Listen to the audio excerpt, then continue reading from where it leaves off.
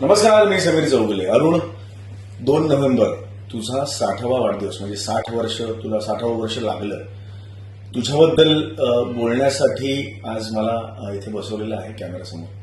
आणि मी तुझ्याबद्दल काय बोलू, कारण मी ब्लँक झालो. खरं तर इतकी वर्ष तुझ्याबरोबर काम करतोय आणि तुझ्याबरोबर असं 2 मिनिटात बोलून होणार नाही असं माझं म्हणणं आहे.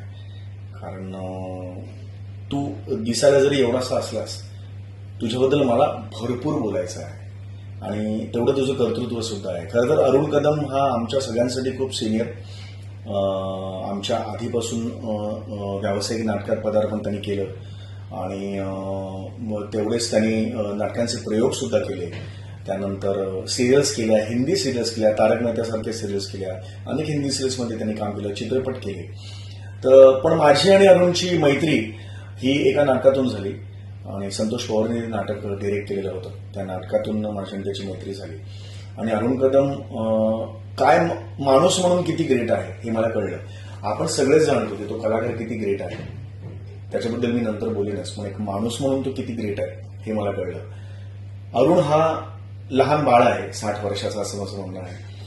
त्यात एक जे लहान मूल त्यांनी दडवलेलं आहे इतकी वर्ष, ते कसं काय त्यांनी दडवू शकलाय हे याची मला कल्पना नाही. पण त्याच्या अख्ख्या आयुष्याच्या यशाचं गमक म्हणता येईल ते लहान मुलं आहे.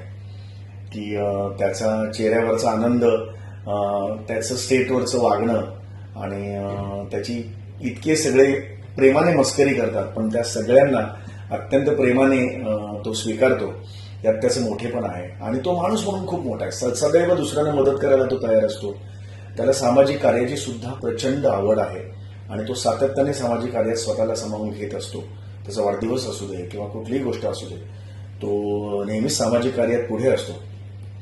आणि तो अत्यंत गोड आहे स्वभावाने. म्हणजे मला असं वाटतं की देवाने जेव्हा त्याला बनवलं असेल तेव्हा अत्यंत वेळ घेऊन बनवलेलं आहे. अशी माणसं नसतात या जगात. निस्वार्थी माणूस आहे.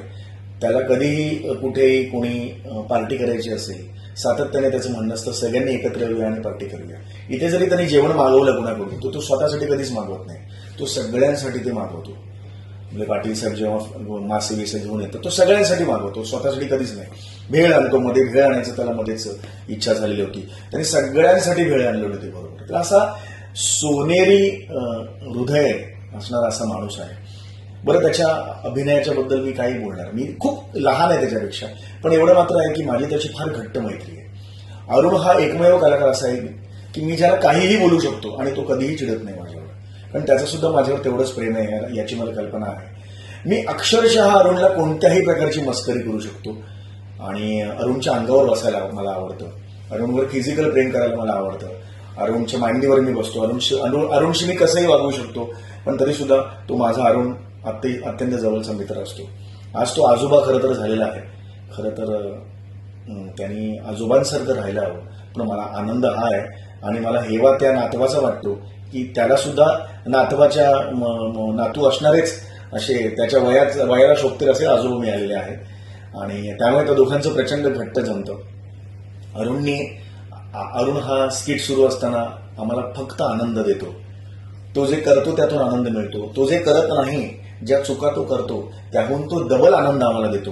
अरुण कदम हा असा कलाकार आहे की जो चुकल्यावर सुद्धा तेवढाच मोठा लाफ्टर काढू शकतो. इतर जण कोणी चुकलं तर स्किट थांबतं, पण अरुण कदम चुकला की त्याच्या डबल स्फोट होतो. म्हणजे अरुणनी आजपर्यंत श्वास आमचा अडकेल इतकं हसवलेलं आहे.